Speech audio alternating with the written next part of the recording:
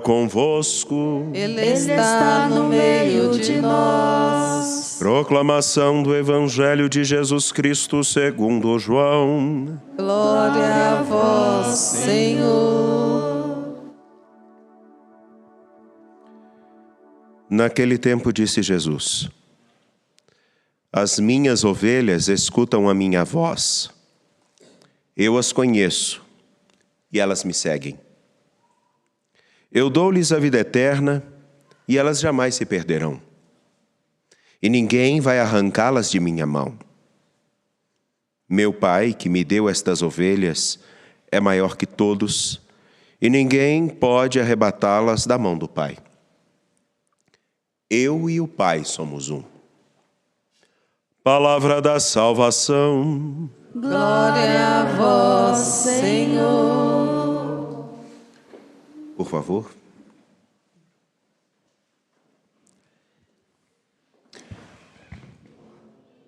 A vocês e senhoras que aqui estão, sejam bem-vindos. Deus abençoe e guarde. A você que nos acompanha pela TV Horizonte, pela Rádio América e também pelo nosso canal no YouTube, Mãe Piedade. Em especial a todas as mães, lembrando de Dona Guilhermina, que agora me parece que no dia de hoje faz 106 anos, está nos acompanhando. Que Deus a fortaleça, Dona Guilhermina. Caríssimos, caríssimas, eu gostaria de usar uma imagem muito simples, primeiro para falar da grandeza daquelas que nos deram a vida. Daquelas que, por independente das dificuldades e das relações que nós possamos ter tido ao longo da história, ou às vezes até não tê-las conhecido, sermos gratos pela oportunidade de termos alguém que seja sinal daquele amparo, daquele afago, daquele colo, ou de tudo que isso significa e que nos ajudou a chegar até aqui. Pediria inclusive ao Gabriel para focar um pouco no colo da imagem da Mãe da Piedade, para um detalhe que Padre Samuel, inclusive no vídeo que está falando dos segredos da piedade, está disponível no YouTube, ele relata que a perspectiva que aqui nessa imagem mostra, todos nós queremos um lugar onde a gente possa, ou de alguém no qual a gente possa ser a gente mesmo e se entregar por completo, e esteja todo por inteiro. E a imagem daquilo que significa a palavra mãe, e existem sim aqueles que ocupam o lugar de mãe. Eu conheço uma história como essa, lá do aglomerado da Serra, o pai da Alice. Ficou viúvo aos 37 anos, se não me engano, com 3 meninas, e ocupou o lugar do amparo, do afago, de tudo que possa significar esse colo, onde a gente pode simplesmente se colocar e sem medo nenhum de estar despojado ali. Ele foi, inclusive, e existe um outro, o Ricardo, que já cantou aqui conosco também, de inclusive cumprir aquela função de ajudar as filhas a entenderem as mudanças que aconteciam nos seus corpos. Isso é um pouco constrangedor, né? Mas assumir isso não como algo que fosse pesado, mas pelo profundo desejo de ajudar que essas que se desenvolvem possam aprender a riqueza de sua vida e o que elas realmente merecem. Então, as mães que são esse sinal desse colo, e essa palavra que significa o colo no qual nós podemos simplesmente ser nós mesmos, que nos acolheu como nós somos, com chutes ou mesmo com as indisposições, porque, graças a Deus, as mulheres conseguem passar os 9 meses carregando a cada um de nós na barriga e depois passam a vida inteira nos aturando.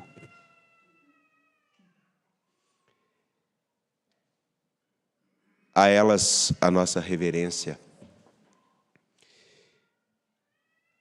Eu acho que poderia até, se ficar mal, não tem problema, depois eu assumo as consequências, eu acho que a gente poderia dar uma salva de palmas para elas também em casa, por favor.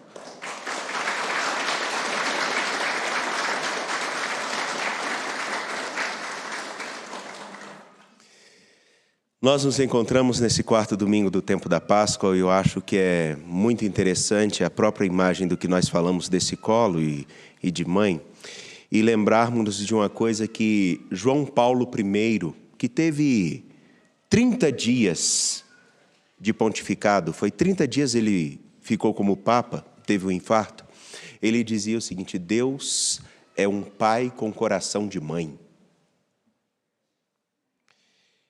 É muito interessante isso, porque agora, pouco antes da celebração, no intervalo de ontem, eu pude ligar para minha mãe, que está igual uma galinha com seus pintainhos debaixo do braço.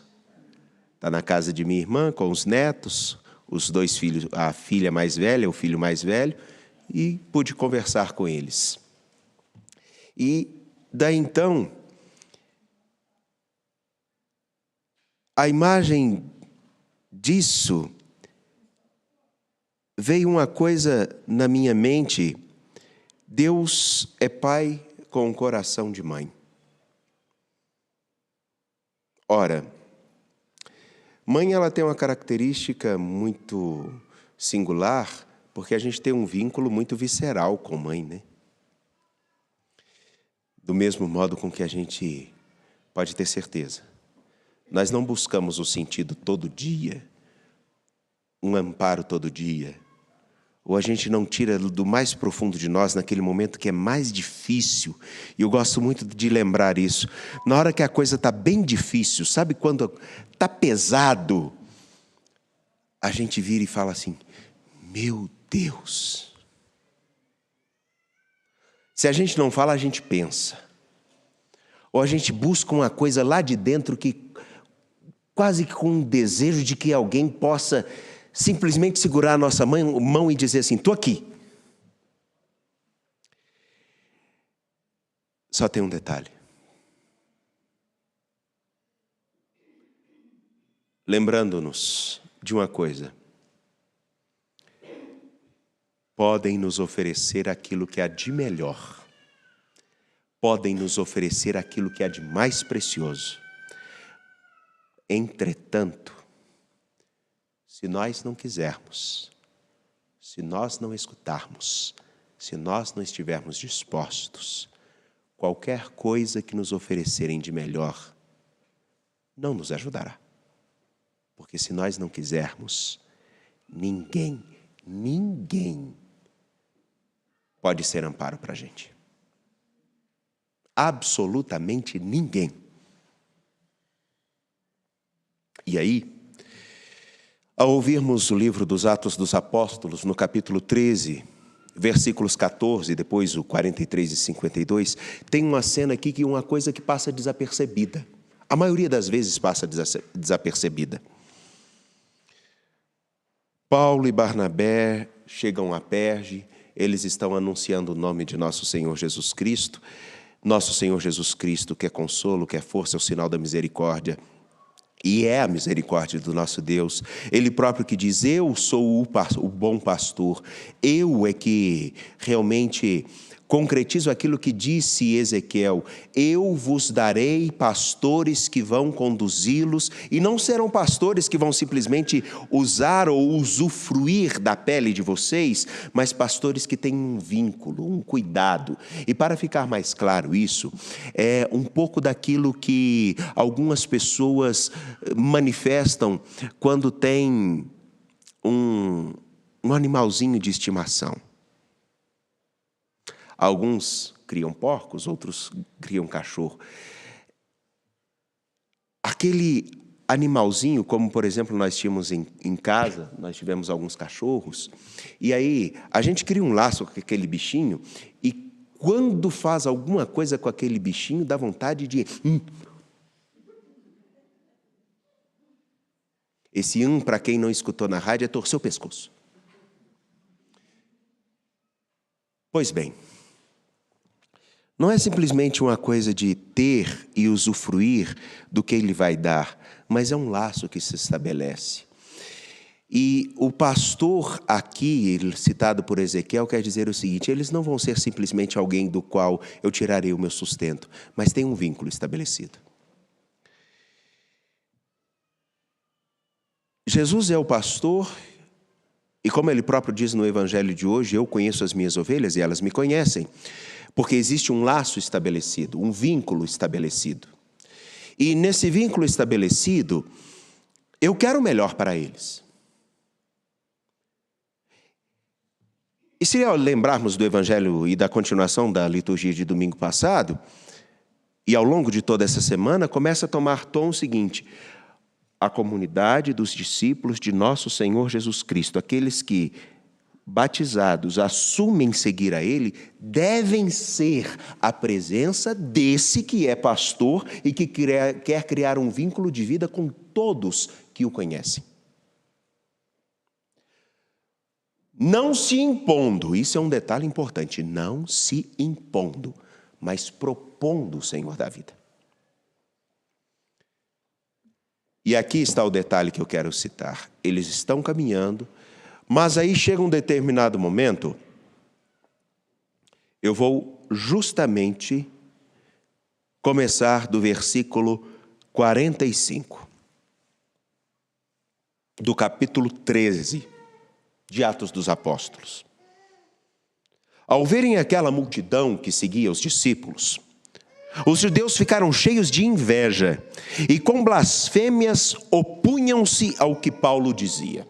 Opunham-se àquilo que Paulo dizia, que era simplesmente uma coisa: Deus nos amou tanto, deu o seu Filho por nós, que é Jesus Cristo, nos chama a caminhar com Ele, e se nós o escutamos a sua voz, seguimos a Ele, nós teremos vida a começar de agora.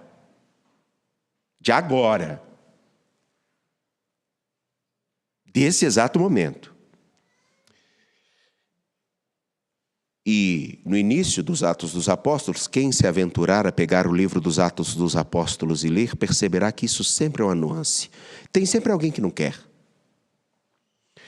Pois bem, então, com muita coragem, Paulo e Barnabé declararam: era preciso anunciar a palavra de Deus primeiro a vós, que foram chamados primeiro a caminhar com Ele.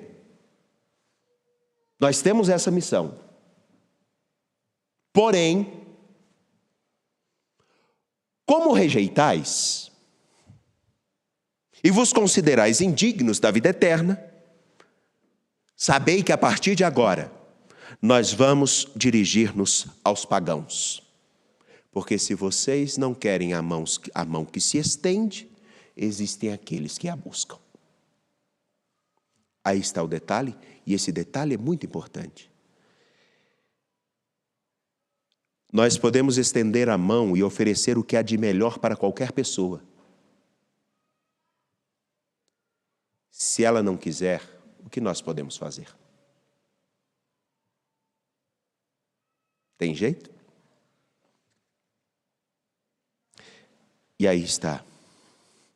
Sabei, meus caros, minhas caras, que o Senhor, só Ele é Deus. Nós somos o seu povo e seu rebanho. Primeiro, ser o seu povo significa que Ele, sendo o pastor, Ele traz a imagem do rei na Sagrada Escritura, que não é aquele que simplesmente dita e legisla e faz o que quer. Não, o rei na cabeça do povo de Deus e na Sagrada Escritura é aquele que deve cuidar do que não é dele. Ele deve cuidar do que é do próprio Senhor.